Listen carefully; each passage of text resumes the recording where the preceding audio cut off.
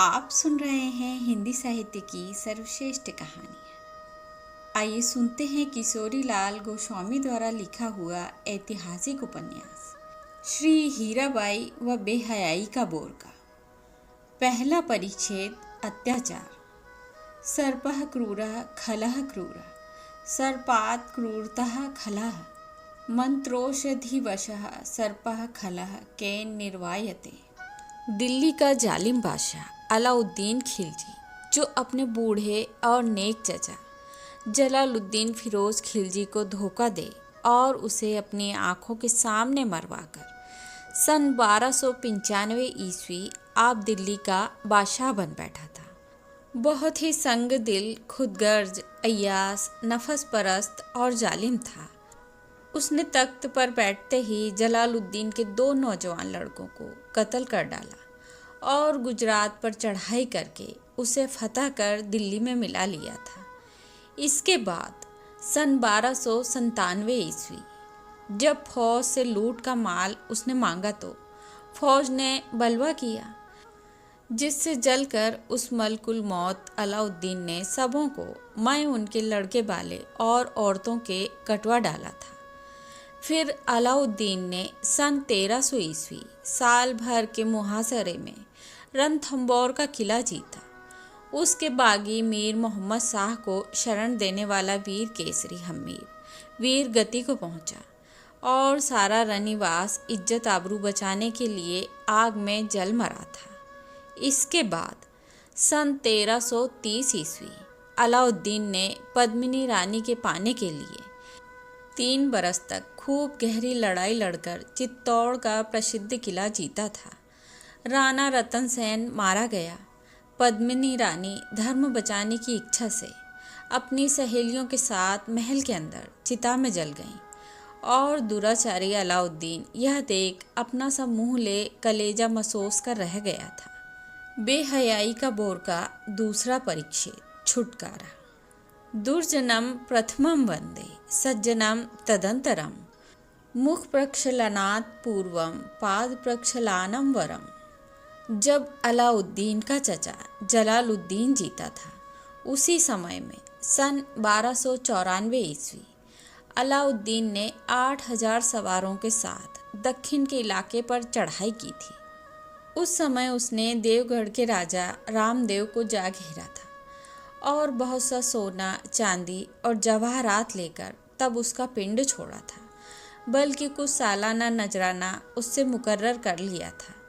यह मुसलमानों का दक्षिण में पहला चढ़ाव था, किंतु अलाउद्दीन को रणथंबोर और चित्तौड़ की लड़ाइयों में गाफिल देख रामदेव ने एक कौड़ी नजराना भी नहीं भेजा था। इस बात को जब 11 बरस बीत गए और अलाउद्दीन चित्तौड़ का सत्यानाश करके दूसरे राज्यों को तहस नहस करने का मंसूबा बांधने लगा, तो उसे रामदेव का ख्याल हुआ और उसने चिढ़कर सन 1306 में देवगढ़ पर अपनी फौज भेजी थी। बेचारा रामदेव शाही फौज को देखकर घबरा गया और मुकाबले की ताकत न देख वह दिल्ली में हाजिर हो गया था।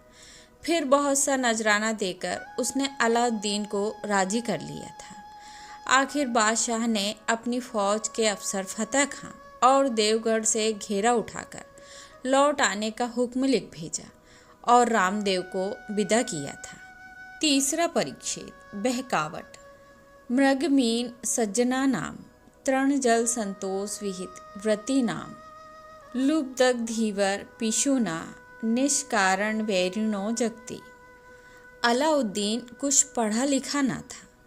बादशाह होने पर उसने कुछ पढ़ना लिखना शुरू किया था, पर तो भी वह घमंडी इतना बड़ा था कि अपने को सारी दुनिया से बढ़कर पंडित और समझदार समझता था। जालिम वह ऐसा था कि क्या मकदूर कि कोई उसकी बात दोहरा सके। कभी वह अपना नया मत चलाना चाहता, कभी सारी दुनिया को अपने तहत में लाने का मंसूबा बांधता, कभी अपनी ही फौज को आप कटवा डालता और कभी अपनी ही रियाया के कत्ले आम का हुक्म दे बैठता था। वह बादशाह क्या, हिंदुस्तान का मानो मलकुल मौत था। संध्या का सुहावना समय था। शाही बाग में एक संगमरमर के चबूतरे पर जरदोजी मसनद पर बैठा हुआ अलाउद्दीन हुक्का पी रहा था और 40-50 मुसाहब उस चबूतरे के इर्द गिर्द दस्त बस्त सिर झुकाए हुए खड़े थे।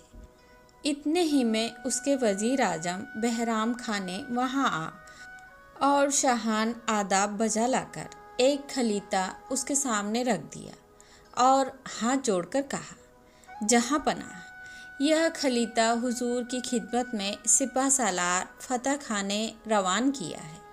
अलाउद्दीन, बेहतर है इसका मजमून पढ़कर सुनाओ। जो इरशाद, कहकर वजीर ने उस खलीते के अंदर से एक खत निकालकर पढ़ा जो फारसी भाषा में लिखा हुआ था, किंतु उसका मतलब हम हिंदी भाषा में अपने पाठकों को सुनाते हैं। आली जहाँ, हुजूर का हुक्मनामा पाते ही गुलाम देवगढ़ में घेरा उठाकर इलाके गुजरात से गुजरा और फौज के सुस्ता लेने के ख्याल से काठियावाड़ के इलाके में ठहर गया। लेकिन काठियावाड़ के राजा विशाल देव ने रसद देने से इनकार किया और शाही फौज को अपनी सरहद से बाहर चले जाने का हुक्म दिया, मगर गुलाम ने उसके कहने पर कुछ भी अमल न किया और उसके इलाके को लूटकर फौजी सिपाहियों का काम चलाया। अब इस नियत से गुलाम अभी तक यहाँ ठहरा हुआ है कि विशाल देव को उसकी उस सरकशी की सज़ा जरूर दी जानी चाहिए। उसकी रानी, जिसका नाम कमला देवी है, निहायत हसीन और नौजवान औरत है। उसके हुस्न की तारीफ मैंने यहाँ के हर खासे आम के मुंह सुनी है और उम्मीद कामिल है कि उसे पाकर हुजूर पद्मिनी रानी के गम को बिल्कुल भूल जाएंगे। आगे जो इरशाद, बंदे नवाज। अलाउद्दीन उस खत के सुनते ही भड़क उठा और उसने उसी समय अपने हाथ से फतह खां को यह हुक्म लिख भेजा कि अगर विशाल देव अपनी रानी को बिना उज्र दे सके तो उसे बगैर छेड़छाड़ किए उस औरत को बाइज्जत अपने साथ लेकर तुम लौट आओ, वरना जिस तरह हो सके काठियावाड़ को तहस नहस करके कमला को पकड़ लाओ। श्रोताओं को समझना चाहिए कि बेचारे विशाल देव ने न तो बादशाही फौज को अपने इलाके में ठहरने ही को मना किया था और न रसद देने में ही कोई हीला पेश किया था। असल बात यह थी कि कमला देवी के रूप का बखान सुनकर दुष्ट फतह खां ने यह झूठा प्रपंच रचकर बादशाह को बहकाया था, जिसमें देवगढ़ नहीं तो यही मनमानी लूट खसोट कर वह अपनी थैली भरे और बादशाह को अपनी दिलेरी दिखलाकर कोई बड़ा ओहदा हासिल कर सके। चौथा परिच्छेद, धमकी। संपदो महतामेव चापदः वर्धते क्षीयते चंद्रो न च तारागणा क्वचित। काठियावाड़ अर्थात काठियों का देश, जो गुजरात के प्रायद्वीप का मध्य भाग है, बिल्कुल जंगल पहाड़ों से भरा हुआ, पर पहाड़ प्रायः नीचे हैं और धरती रेतीली तथा कम उपजाऊ है। स्त्रियां वहाँ की बड़ी सुंदरी और लंबे कद की होती हैं। वहाँ वाले अपने काठी होने का कारण यह बतलाते हैं। जब पांचों पांडव दुर्योधन से जुए में हारकर 12 बरस के लिए वहाँ आकर छिपे, तो उन्हें ढूंढ निकालने का दुर्योधन ने यह ढंग निकाला कि वहाँ की गौएं हरी जाएं तो पांडव छत्री होकर चुप न रहेंगे और गौओं के छुड़ाने के लिए आकर जरूर प्रकट हो जाएंगे। पर किसी छत्री ने जब गौ चुराना मंजूर न किया तो कर्ण ने अपनी काठ की छड़ी धरती में पटकी, जिससे एक क्षत्रिय पैदा हुआ। इसलिए उसका या उसके वंश वालों का नाम काष्ठी पड़ा। उस वंश के लोग कर्ण के पिता सूर्य को अब तक मानते पूजते और अपने कागजों पर उस सूर्य की छाप देते हैं। निदान अलाउद्दीन की फौज ने काठियावाड़ की राजधानी बड़ौदे के शहर को, जो विश्वामित्र नदी के बाएं किनारे पर शहर पन्हा के अंदर बसा है, घेर लिया और वहाँ के राजा विशाल देव से सिपह सालार फतह खां ने यह कहला भेजा कि या तो अपनी रानी कमला देवी को फौरन बादशाह की नज़र करो या लड़ने के लिए तैयार हो जाओ। 3 दिन तक तुम्हारे जवाब का आसरा हम देखेंगे। बाद इसके शहर के अंदर घुस आवेंगे और बड़ौदे की एक एक ईंट बर्बाद करके कमला देवी को जीती पकड़ ले जाएंगे। 5वां परिच्छेद, दृढ़ता। कुसुमस्तकस्यैव द्वि व्रतिमनस्विनां मूर्धन्वा सर्वलोकस्य शीर्यते वन एवा। इसी से आज सारे शहर में कोहराम मचा हुआ है।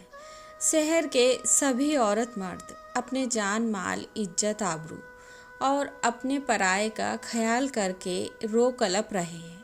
राजा विशाल देव के रनिवास में हाहाकार मचा हुआ है और खुद राजा बादशाही फौज से मुकाबला करने की ताकत न देख बदहवास हो रहा है। शहर के सभी छोटे बड़े राजसभा में आकर अपने बचाव के लिए रो रहे हैं। राजा सभी को ढाढ़स देता है और समझा बुझाकर विदा कर रहा है, पर वह हैरान है। उसके मंत्री भी परेशान हैं कि यह आफत, यह बला और यह मालकुल मौत का रिसाला क्यों कर यहाँ से टाला जाए। यूं ही होते होते 2 दिन बीत गए। आज तीसरा दिन है और यह शहर वालों के भाग्य के वारे न्यारे होने का यही आखिरी दिन है। फतेह खां की फौज में आज सवेरे से ही जंग की तैयारियां होने लगी हैं, जिनका हाल सुनकर राजा, प्रजा और रनिवास की दशा बहुत ही बुरी दिखलाई दे रही है। 2 दिन बीतने पर आज कमला देवी ने राजा विशाल देव से रोकर कहा, नाथ, यदि मेरे ही देर डालने से इस नगर के लाखों आदमियों की जान और आपका राज्य बचता है तो मुझे देर डालिए और समझ लीजिए कि आपकी प्यारी कमला मर गई है।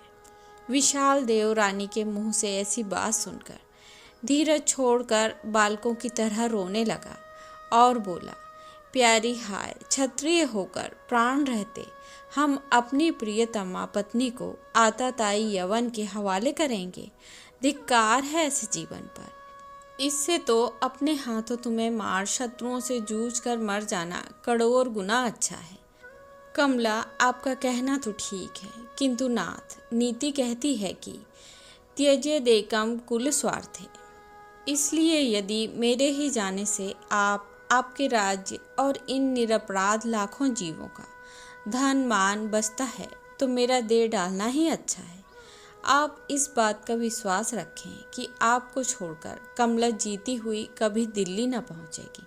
हाँ, मेरी मरी मिट्टी को लेकर दुराचारी अलाउद्दीन जो चाहे सो करे। विशाल देव रोते रोते, प्रियतमे, हाँ भगवान, भास्कर तुम्हारे वंशधरों की, पवित्र भारत भूमि की और महावीर क्षत्रिय जाति की यह लांछना प्रियतमे, हमें अपने जीने न जीने या राजपाट की कुछ भी परवाह नहीं है, किंतु इन निरपराध प्रजाओं के विनाश का ध्यान जब हो आता है तो हमारी बुरी दशा हो जाती है।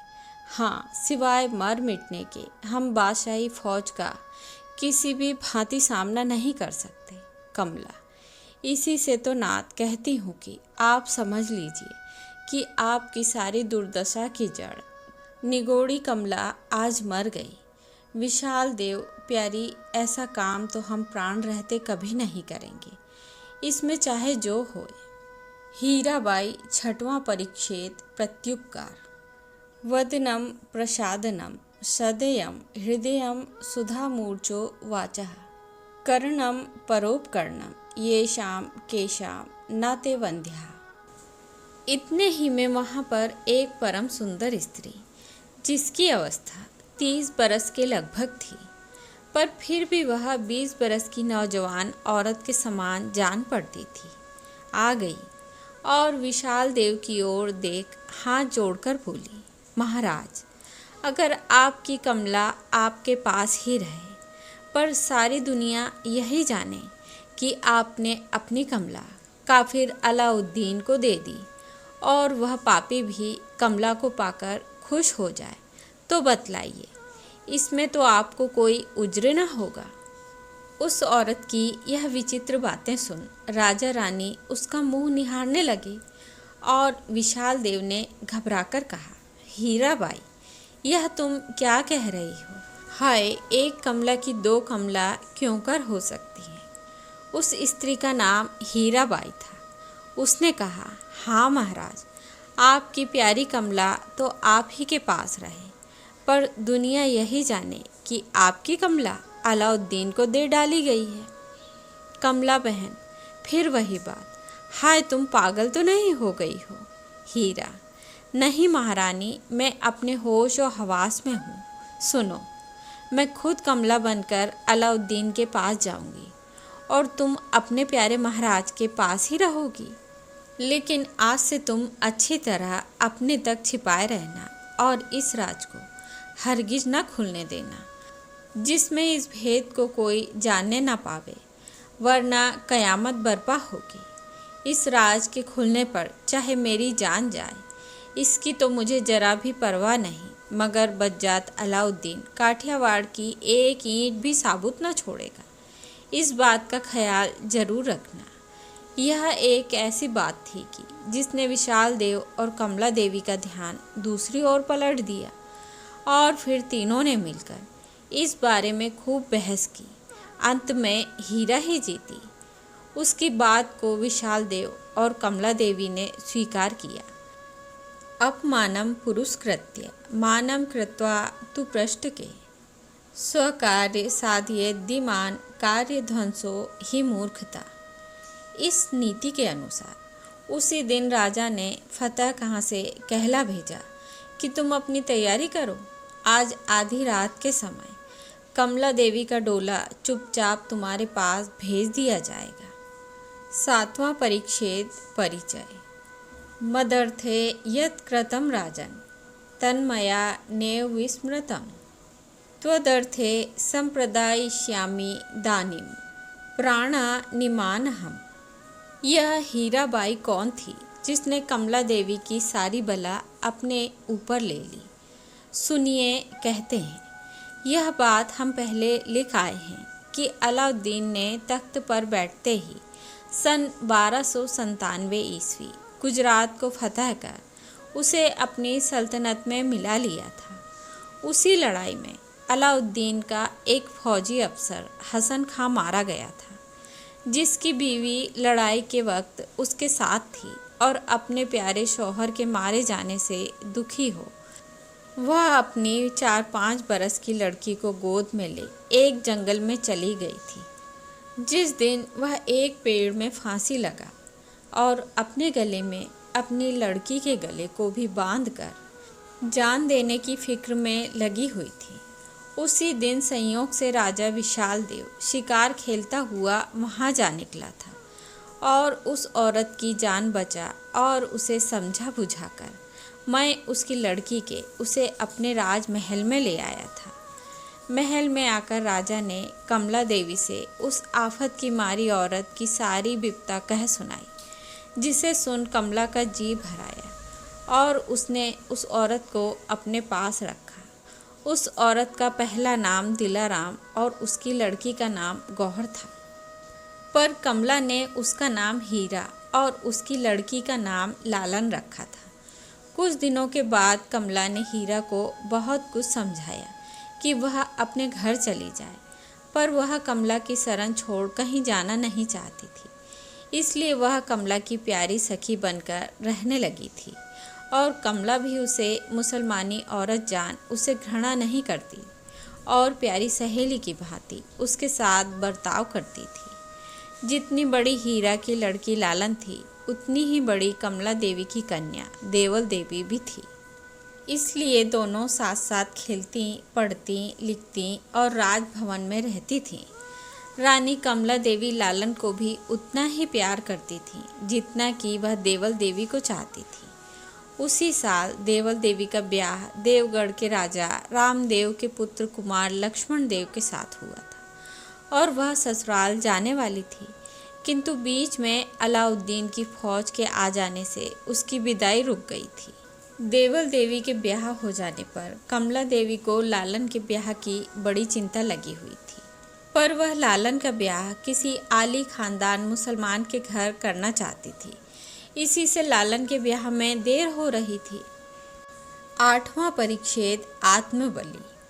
किम दुस्हंतु साधूनां विदुषा किम पेक्षिता किम कार्य कर्तयाणाम दुस्त्यज्यम किम धृतात्मनाम। अब हीराबाई कमला बनकर दिल्ली जाती है। उसने आज दिन भर अपनी प्यारी और समझदार लड़की लालन को न जाने क्या क्या सिखाया पढ़ाया और उसे धीरज दे तथा कमला से गले मिल वह आजन्म के लिए उससे विदा होती है। कमला देवी ने अपने बहुमूल्य गहने पहनाकर अपने हाथ से हीरा का श्रृंगार किया, फिर उसे गले लगा और रोकर कहा, बहन मुझे भूल न जाना। हीरा भी रोने लगी और बोली, प्यारी कमला, मैं तुम्हारी भलाइयों को जीते जी कभी भूल सकती हूँ क्या? गो अपने शौहर के मरने से मैं दुनिया के ऐशो आराम को हराम समझ चुकी थी, पर प्यारी कमला, तुम्हारे लिए मैं जहर की घूंट पीकर सब कुछ सहूँगी और सभी काम करूँगी। मगर खैर, तुम मेरी उस बात को न भूलना। मैं दिल्ली पहुँचते ही शाही फौज देवल देवी के पकड़ लाने के लिए भेजूँगी। इस पर कमला ने अच्छा कहकर उसे डोले पर सवार किया। निदान हीरा उर्फ कमला दिल्ली पहुंची। वह ऐसी सुंदर थी कि लंपट अलाउद्दीन उसे देखते ही उस पर मोहित हो गया और तुरंत उसने काजी को बुला उससे निकाह करके उसे अपनी प्रधान बेगम बना लिया। नवा परिच्छेद प्रपंच। यस्य यस्य हि यो भावस्तेन तेन समाचरेत अनुप्रविश्य मेधावी क्षिप्रमात्म वंशम नशेत। एक दिन हीरा ने अलाउद्दीन को खुश देख हाथ जोड़कर उससे अर्ज की कि जहाँ पनाह मेरी लड़की देवल देवी मुझसे भी निहायत हसीन है, हुजूर उसे भी फ़ौरन मंगवाकर अपने शहजादे खिज़र खां के साथ उसकी शादी कर दें। वह देवगढ़ के राजा रामदेव के लड़के लक्ष्मण देव के साथ ब्याही गई है और गौने में विदा होकर ससुराल जाने ही वाली है। हुजूर चाहे तो अपनी फौज भेजकर उसे भी यहाँ पकड़ मंगावें। अलाउद्दीन यह सुनकर बहुत खुश हुआ और तुरंत उसने समझा बुझाकर फतेह खां को उस ओर रवाने किया। हीरा की सलाह से उसकी लड़की लालन ने देवल देवी बनकर 1000 सिपाहियों के साथ देवगढ़ के रास्ते में एक जंगल में डेरा डाला था और वहीं टिककर वह बादशाही फौज का रास्ता तकने लगी थी। साथ के सिपाहियों में से यह भेद किसी को मालूम न था कि यह असली देवल देवी नहीं है। आखिर एक दिन फतेह खां की फौज उस पर आ टूटी और लालन का डोला लूट दिल्ली की ओर कूच कर गई।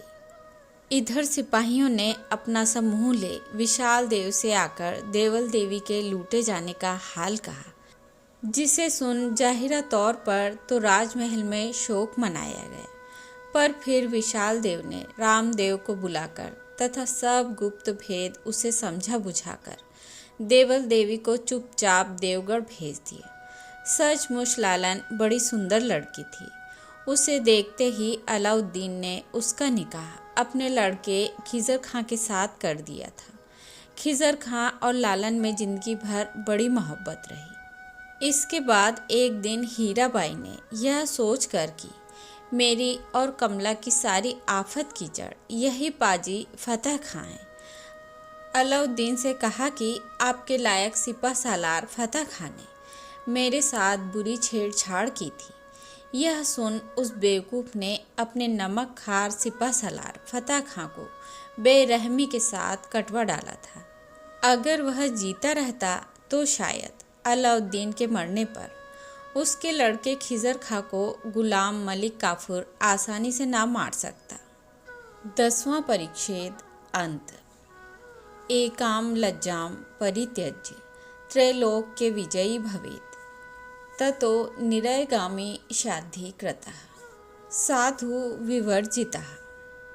यद्यपि फिर जीते जी हीराबाई कमला देवी से नहीं मिली थी और न कभी उसने कोई चिट्ठी ही लिखने का मौका पाया था, किंतु जब तक वह जीती रही उसने अलाउद्दीन पर यह बात जरा न खुलने दी कि मैं हीरा कमला देवी नहीं बल्कि कोई दूसरी ही औरत हूँ और मेरी लड़की देवल देवी नहीं बल्कि लालन है। हाँ, यह बात उसने अलाउद्दीन पर उस वक्त ज़रूर प्रकट कर दी थी जब वह पलंग पर पड़ा पड़ा मौत का आसरा देख रहा था। साथ ही उसके लालन ने भी बड़ी होशियारी से अपने भेद को छिपाया और अपना असली हाल कभी खिज़र खां पर जाहिर नहीं किया। अलाउद्दीन के मरने पर उसके गुलाम मलिक काफूर ने खिज़र खां को कटवा डाला था और लालन उस खिज़र खां से लिपटकर जल्लाद की तलवार का निवाला हुई थी, पर उसने अपना असली भेद कभी किसी पर प्रकट नहीं किया था। हीराबाई ने जीते जी बड़ौदे और देवगढ़ का ध्यान कभी अपने जी से नहीं भुलाया था और बराबर उन राज्यों की भलाई वह करती रहती थी। यहाँ तक कि उसके कहने से अलाउद्दीन ने उन राज्यों से नजराना लेना एकदम बंद कर दिया था। अलाउद्दीन मृत्युशैया पर पड़ा पड़ा अपने कुकर्मों को याद कर करके चौधारे आंसू बहा रहा था। हीराबाई भी उसके पास ही बैठी हुई थी और उस समय वहाँ पर कोई तीसरा शख्स नहीं था। अलाउद्दीन का बोल बंद हो गया था, पर अभी उसे होश हवास था। हीरा ने एक कटार अपनी मुट्ठी में पकड़ी और अलाउद्दीन की ओर लाल लाल आंखों से घूर कर कहा, ऐ गुनाहगार, जिन्हें तू कमला या देवल देवी समझ रहा है, वे दोनों बेचारियां अब तक पोशीदा तौर से अपने अपने शौहर के पास मौजूद हैं। मैं और मेरी लड़की लालन कोई और ही हैं। इसलिए अब तुझे यही मुनासिब है कि तू कफन के बदले बेहयाई का बोरका अपने चेहरे पर डाल ले, वरना खुदा तेरा नापाक मुंह देखकर कभी तुझ पर रहम ना करेगा। मैं अपनी मेहरबान रानी कमला देवी का काम पूरा कर चुकी। बस अब मुझे इस दुनिया में रहने की कोई तमन्ना बाकी नहीं। यूँ कहकर उसने कटार अपने कलेजे के पार कर दी और अलाउद्दीन यह हाल सुन ताव पेच खाकर रह गया। थोड़ी ही देर बाद वह भी मर गया और दोनों एक ही कब्र में गाड़े गए। इसी तरह लालन भी अपने शौहर खिज़र खां के साथ एक ही कब्र में गाड़ी गई थी। 11वां परिच्छेद स्मृति। न विस्मरामि तान सर्वान मदर्थे त्यक्त जीवितान यह स्वान प्राणान तृणीकृत्य कष्टे चाहम विमोचिता। आज 10 बरस के बाद कमला देवी और देवल देवी का फिर से मानो नया जन्म हुआ। इतने दिनों तक वे दोनों माँ बेटियाँ संसार की आँख की ओट में थीं, पर अलाउद्दीन के मरने पर समय ने उन दोनों को फिर नए सिरे से संसार के सामने लाकर खड़ी कर दिया। तब लोगों को हीरा और लालन का या कमला देवी और देवल देवी का सारा गुप्त रहस्य मालूम हुआ। हीराबाई और लालन की शोचनीय मृत्यु का हाल सुनकर कमला देवी और देवल देवी को बड़ा शोक हुआ और उन दोनों माँ बेटियों ने अपने अपने राज्य में हीरा और लालन का स्मारक बनवाया। हीराबाई का जो स्मारक बना वह एक तालाब था जो हीरा झील के नाम से प्रसिद्ध हुआ था, और लालन के नाम का जो स्मारक बना उसका नाम लालन पालन रखा गया। वह एक अनाथालय था जिसमें अनाथों को औषधि, स्थान, अन्न, जल और वस्त्र मिला करते थे। तो यह था किशोरीलाल गोस्वामी द्वारा लिखा हुआ ऐतिहासिक उपन्यास श्री हीराबाई व बेहयाई का बोरका। आशा करती हूँ आप सभी को पसंद आएगा।